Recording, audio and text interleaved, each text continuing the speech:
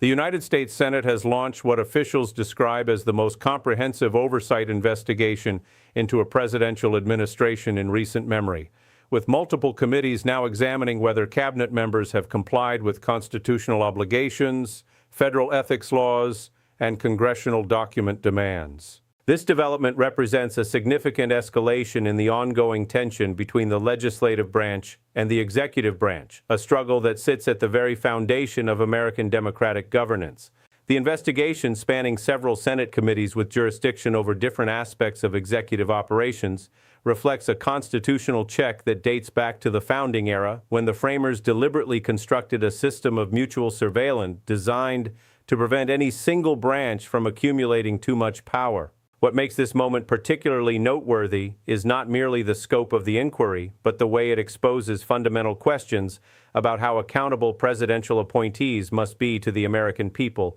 through their elected representatives in Congress. If you found this analysis valuable, make sure you subscribe to stay informed as this situation develops, because the implications extend far beyond any single administration and touch the structural integrity of democratic institutions that Americans have relied upon for over 2 centuries. To understand what is happening now, you need to understand how congressional investigations actually work, because most people have only a vague sense of what the Senate can and cannot do when it comes to examining the executive branch. The Constitution grants Congress broad authority to investigate matters related to its legislative function, and this power has been interpreted since the early days of the Republic to include the ability to demand documents, summon witnesses, and hold hearings on matters of public concern. This investigative authority flows from several constitutional provisions working together. The Speech and Debate Clause protects legislators from retaliation for their official actions. The Appropriations Power gives Congress leverage over executive agencies,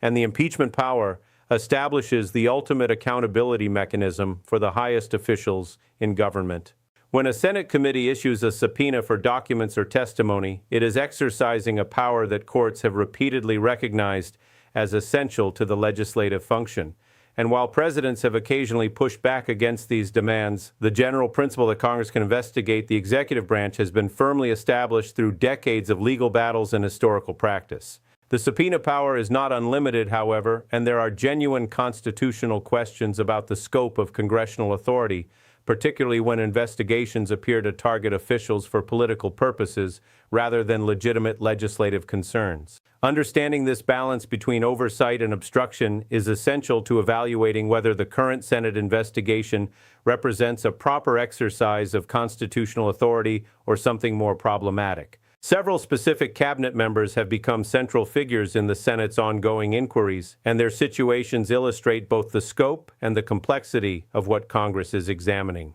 The Secretary of Commerce, Howard Lutnick, appeared before the House Oversight Committee for a deposition related to the administration's contacts with Jeffrey Epstein, a figure whose activities have been subject to extensive public scrutiny and whose associates have faced serious legal consequences. While Lutnick's appearance was technically before the House rather than the Senate, the deposition raised questions about document retention, disclosure practices, and whether cabinet officials are being fully transparent with congressional investigators about matters that involve both public safety and personal ethics. Separately, FBI Director Kash Patel testified before the Senate Judiciary Committee in September 2025 at a hearing specifically titled Oversight of the Federal Bureau of Investigation, where lawmakers from both parties pressed him on matters ranging from internal agency morale to investigative priorities to the administration's approach to civil liberties protections.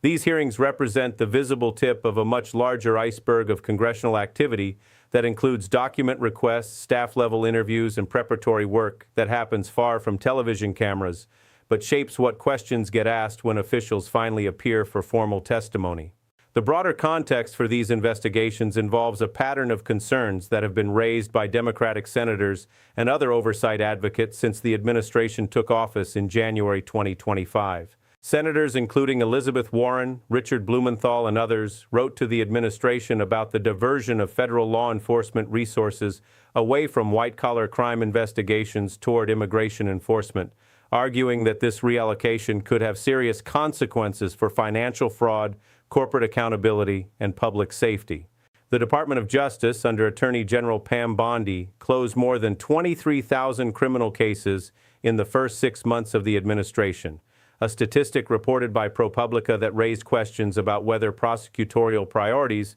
were being shifted for political reasons rather than legitimate law enforcement purposes. These are exactly the kinds of questions that congressional oversight is designed to address, because voters cannot make informed decisions about government performance unless there is systematic examination of how executive branch agencies are carrying out their responsibilities. The Senate's investigation is therefore operating in a space where legitimate constitutional authority meets genuine policy disagreement, and distinguishing between those two elements is essential for understanding what is actually happening. One of the most contentious aspects of the current oversight battle involves what happens when executive branch officials refuse to cooperate with congressional investigations, because this is where constitutional theory meets practical political reality in ways that can determine whether oversight succeeds or fails. Congress possesses a contempt power that allows it to punish individuals who obstruct legislative proceedings, and this power has been used against executive officials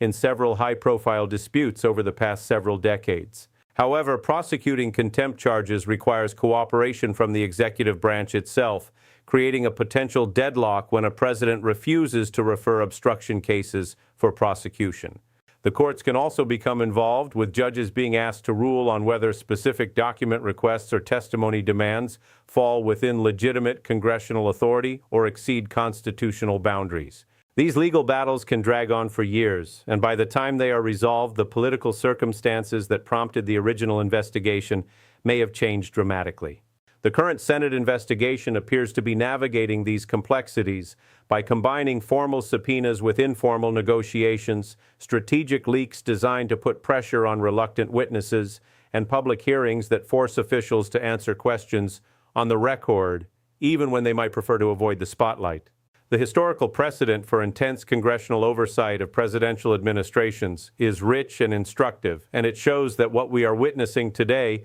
is part of a long pattern of institutional tension rather than something unprecedented or abnormal. Watergate, Iran-Contra, the Teapot Dome scandal, and countless other episodes demonstrate that congressional investigations can expose serious misconduct, produce legislative reforms, and hold officials accountable in ways that executive branch internal reviews often cannot achieve. At the same time, history also shows that investigations can be weaponized for partisan purposes, creating political theater that wastes taxpayer resources and damages institutions without producing meaningful accountability. Evaluating the current Senate investigation requires weighing these historical patterns against the specific circumstances at hand, looking at what questions are being asked, what evidence is being sought, and whether the process is being conducted with sufficient rigor and fairness to produce credible results. Comment below with your thoughts on how we should evaluate whether congressional investigations are serving legitimate oversight functions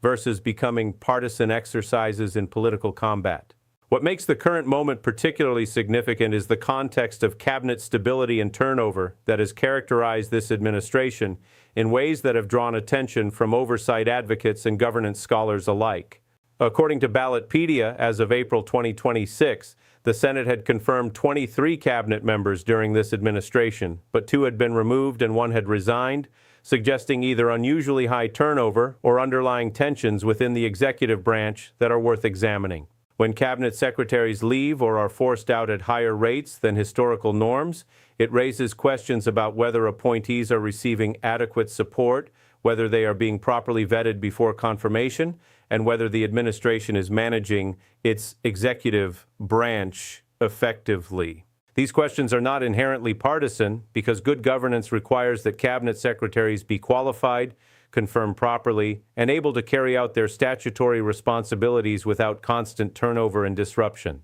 The Senate's investigation in this light can be understood as part of its constitutional responsibility to advise and consent on executive appointments, extending the confirmation process through ongoing oversight of how those appointments are performing once in office. The confirmation battles themselves provide important context for understanding the current oversight priorities, because several of Trump's cabinet nominees face significant scrutiny and opposition during the Senate confirmation process. Pete Hegseth's nomination for Secretary of Defense raised questions about his qualifications, his past statements on military policy, and his background checks that led to extended debate before eventual confirmation. Kristi Noem's nomination as Secretary of Homeland Security attracted criticism for various statements and policy positions that senators from both parties found concerning. Matt Gaetz's nomination as Attorney General was withdrawn before reaching a floor vote, an unusual outcome that underscored the challenges some nominees faced even with Republican control of the Senate. These confirmation battles established the parameters of what Congress would be watching for once cabinet members took office, and the current investigations can be seen as extending that oversight into the actual performance of confirmed officials, rather than allowing confirmation hearings to be the last serious examination of their suitability for office. Project 2025, the Heritage Foundation policy blueprint that attracted significant attention during the 2024 campaign, also plays a role in understanding the current oversight dynamics because several individuals who helped author that document have been appointed to key positions within the administration. Russell Vought, who served as Director of the Office of Management and Budget in the first Trump administration and was a central figure in developing Project 2025 policy recommendations, was nominated again for that position and faced significant opposition from senators who questioned his views on executive power and his commitment to constitutional limits on presidential authority. Senator Tammy Duckworth held a Senate floor protest specifically objecting to Vought's nomination and what she characterized as the administration's illegal power grabs, using procedural tools available to individual senators to raise public awareness of her concerns. These controversies reflect a deeper debate about the scope of presidential power, the appropriate role of the federal bureaucracy, and the limits that constitutional structures should impose on executive branch operations. The Senate's investigation touches on all of these questions by examining how cabinet members are actually exercising whatever authority they have been granted. On the question of whether congressional investigations can be overly aggressive or exceed proper bounds, it is worth examining the counterarguments that have been raised by those who view the current Senate oversight activities with skepticism. Some observers argue that when one party controls both chambers of Congress and the White House, as Republicans did at the beginning of this administration, aggressive investigation of the executive branch may be motivated more by partisan positioning than genuine accountability concerns. Others suggest that Senate committees have jurisdictional mandates that should limit their investigative scope, and that when committees venture outside their expertise into matters better handled by other panels, the result is fragmented oversight that produces confusion rather than clarity. Still others point to historical examples where congressional investigations damaged innocent individuals, created witch hunts driven by political bias, or produced legislative responses that created more problems than they solved. These counterarguments do not invalidate the legitimacy of congressional oversight, but they do suggest that evaluating any specific investigation requires looking carefully at its procedures, its goals, and its methods, rather than assuming that simply because Congress is investigating, the investigation is automatically justified. The human impact of executive branch policies and the accountability questions surrounding cabinet decisions brings this abstract institutional analysis down to the level of ordinary Americans whose lives are affected by government actions every day. When the Department of Justice closes 23,000 criminal cases, the people who were expecting those investigations to proceed, whether they are fraud victims seeking justice or communities hoping for enforcement action against local crime problems, experience real consequences from those decisions. When cabinet secretaries make policy choices about how to allocate limited enforcement resources, they are essentially making decisions about whose problems will get attention and whose will be ignored. And those choices deserve scrutiny both from Congress and from the public. The Senate's investigation at its best can illuminate how these decisions are being made, whether they reflect proper priorities, and whether the processes for making them involve adequate input from career professionals or are driven entirely by political calculations at the top. This is why civic engagement with oversight processes matters, not as an abstract political exercise, but as a practical question about whether government is working for the people it is supposed to serve. Looking at what comes next, the Senate investigation appears likely to produce a combination of public hearings, private negotiations over document production, and potentially referrals for contempt proceedings if administration officials are deemed to be obstructing legitimate congressional inquiries. The timeline for these developments will depend on political calculations that go beyond purely legal considerations, because both sides have incentives to use the investigation strategically rather than pursuing accountability for its own sake. Watch the next few months carefully for signs of whether the investigation is producing actual evidence of wrongdoing or whether it is becoming a vehicle for messaging that serves partisan goals. Either outcome is possible, and the honest assessment requires watching how the process actually unfolds, rather than assuming in advance what the results will show. If you find this kind of institutional analysis valuable, share this video with friends who want to understand how American governance actually works, beyond the headlines and the hot takes. The constitutional framework that makes congressional oversight possible also creates structural tensions that cannot be fully resolved through any legal mechanism, because the boundaries between executive and legislative authority are inherently contested and have been throughout American history.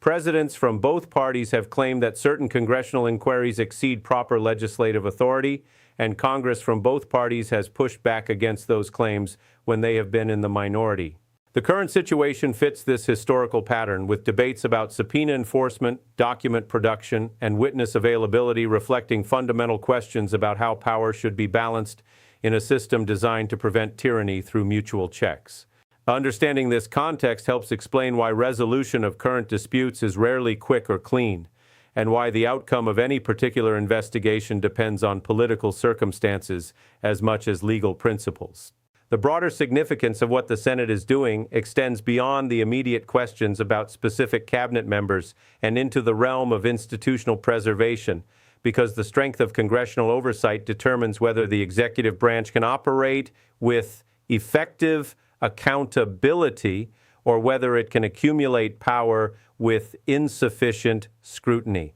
When oversight works well, it produces better policy by exposing problems, it builds public trust by demonstrating that no one is above accountability, and it deters future misconduct by making clear that violations will be examined and exposed. When oversight fails or is systematically weakened, the opposite outcomes follow, with executive overreach becoming normalized and accountability becoming a casualty of political convenience. The current Senate investigation, whatever its specific findings, represents an assertion of institutional prerogatives that have defined the relationship between the two branches since the founding, and its outcome will shape expectations about oversight authority for decades to come. These are the moments that define whether American democratic institutions can maintain their resilience in the face of political pressures that would prefer to avoid scrutiny. The analytical framework for evaluating what is happening requires holding multiple considerations in mind simultaneously: the constitutional legitimacy of congressional oversight authority, the documented patterns of concern that prompted the investigation, the procedural fairness of the investigative process,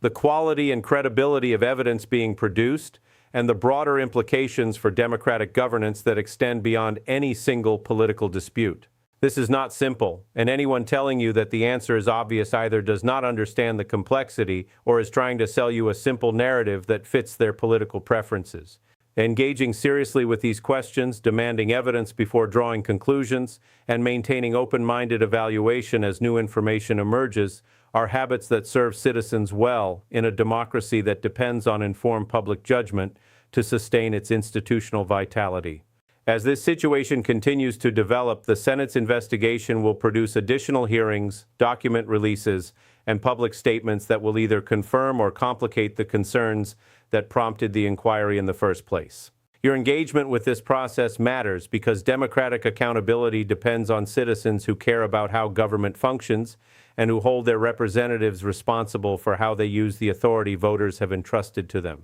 The call to action here is not merely to subscribe or like this video, though that support helps keep this kind of analysis available to everyone,